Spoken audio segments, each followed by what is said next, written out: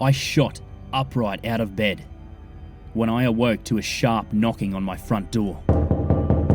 At first, I figured I had just overslept, but then I realised that my wife was still asleep next to me, and it was pitch black outside. She was seemingly undisturbed by the violent rapping at our front door. What the fuck? I thought to myself as I crawled out of bed and began making my way down the stairs. I noticed that it was 2:34 a.m. as I passed the kitchen and lurched toward the front door. By that point, the knocking had intensified to a deafening level. I was astounded my wife hadn't been awoken by now. I finally reached the door after what seemed like an eternity and looked through the peephole. There was nothing there, but yet the hammering on the door continued, as if someone was trying to break it down. I began to panic at this point. I felt my stomach tighten into a sharp knot, and I heard my heart pounding through my chest. Not wasting any time, I ran to the closet and grabbed my son's baseball bat. I approached the door again, baseball bat in tow.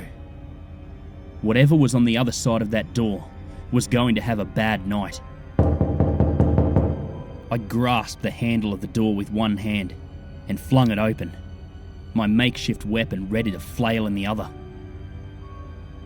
I was greeted with a crisp, chilly fall breeze, and nothing else. There was no sign at all that anyone had just been trying to beat my front door down. Shit, I muttered to myself as the thought hit me. The door had been unlocked when I threw it open to assail my midnight knocker. How could I have been so careless? I thought. I shut the door, taking extra care to lock it. The pounding in my chest had begun to subside as I made my way back up the stairs toward my bedroom, still clenching the baseball bat. I finally slid under the covers, where my wife was still sleeping, seemingly undisturbed by what had just happened. When I awoke next, the bedroom was fully illuminated by the morning sun. I rubbed my eyes and smelled breakfast cooking as I came to. I made my way down the stairs and found my wife in the kitchen, diligently preparing breakfast, just like she does every morning. "Good morning, honey," she said, as I walked into the kitchen. "Good morning," I replied, before adding, "Did you hear what happened last night? That damn pounding at the door?" "No, I can't say I did. Who was it at that hour?" she asked me, looking confounded. No one," I said. "Oh, just tell me," she responded, sounding irritated. "That's what I mean, there was no one there. It was like they just vanished," I said, trailing off as I looked into the living room. "People don't just vanish, Robert. You've always had the wildest dreams," she said. Then I saw it. I saw crimson smears on the living room window. I gestured towards the window, and my wife let out a panicked yelp. "Still having wild dreams?" I said, as I pointed at the bloody smears on the window.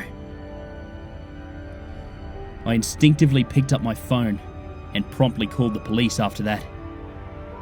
Their reaction was lackluster at best. The officers showed up nearly half an hour later, looking around the property, and said that they would keep an eye out for any suspicious activity in the neighbourhood. "It was like they didn't even care," my wife said, while looking at me with great concern in their eyes. She was right. They were very apathetic and hasty in their search. I would have to take this matter into my own hands. "Don't you worry. I won't let anything happen to either of us," I said in the most reassuring tone I could muster. I didn't tell her, but I was scared. We clearly had someone trying to play some kind of sick joke on us. Later that day, I made the drive over to the local sporting goods store and picked up a few trail cameras. I set up the first one with a clear view of the front door, and one in the tree that stood in the backyard. The latter one would have a perfect view of the back door and the living room window.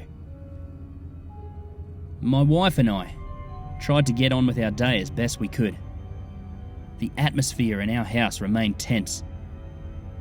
Our boy would be home from summer camp in a week, and there was some lunatic traipsing around our property at night.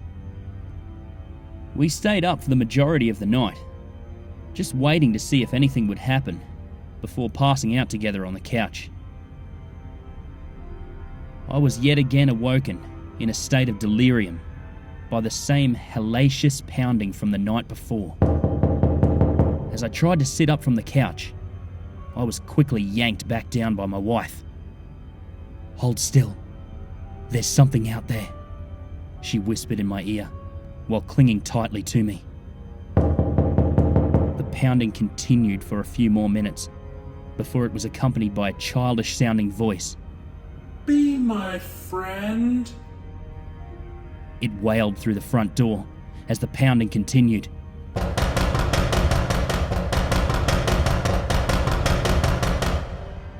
We laid on that couch for hours, frozen in fear at whatever was at the door.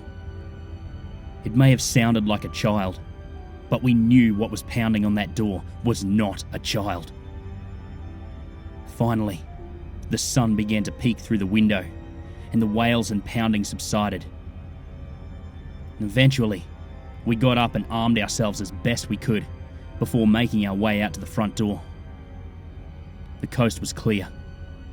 There was no evidence that anyone had been there at all, even though the front door should have been in splinters. The trail camera footage was both horrifying and baffling.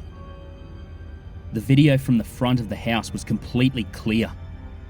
There was no evidence that anyone had been at the front door the night before. The footage taken at the rear of the house was the most disturbing thing I'd ever seen. At exactly 2:34 a.m, a tall, lanky figure appeared on the screen and began lumbering towards the house.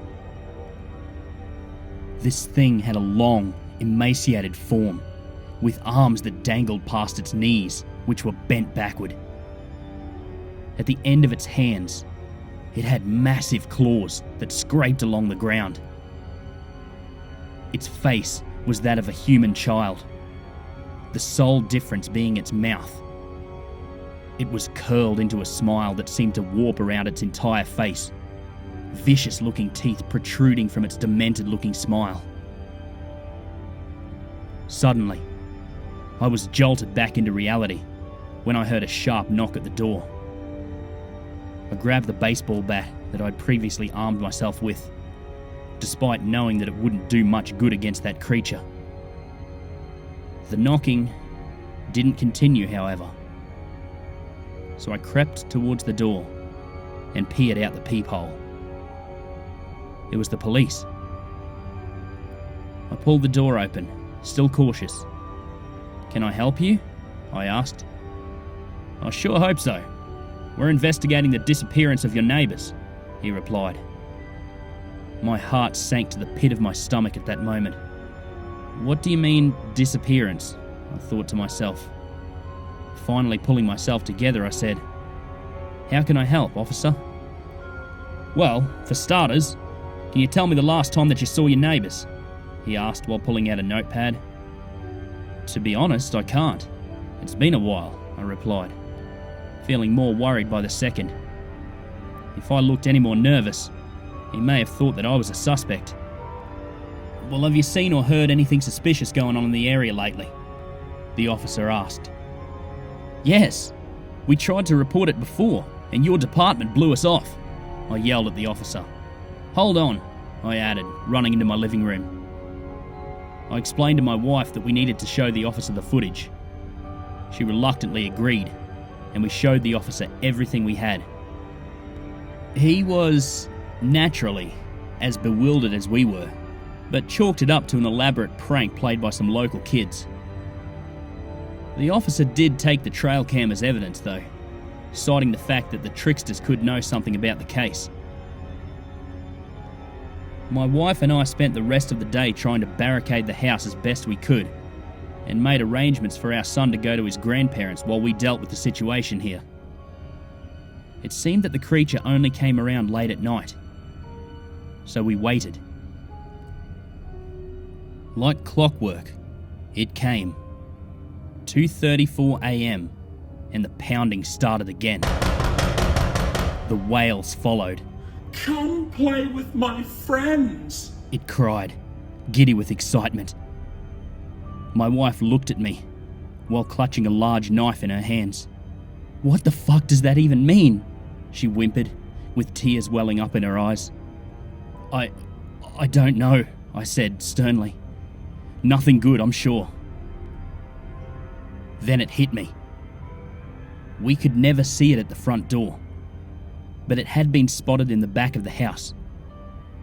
I crawled over to the living room window, being as discreet as possible. I peered out and saw it. Oh, it was stacking bodies of the neighbour family in my backyard. Just then a cold chill hit me. It was staring right at me, waving a severed arm in its massive clawed hand. The pounding on the front door intensified to an ungodly level, and before I could blink again, it had made its way over to the window, rubbing the mangled arm against the glass, leaving bloody streaks on it. I have lots of friends. Come play with us, It squealed, in a shrill, deafening tone. My wife screamed and hurled the knife she was holding through the window, causing the creature to run back to its pile of friends. It began sobbing loudly and screamed in a low, guttural voice. Fine. If you won't be my friends, I'm sure James will. Before barreling off into the tree line. My wife collapsed as the creature left its passing message. James is our son.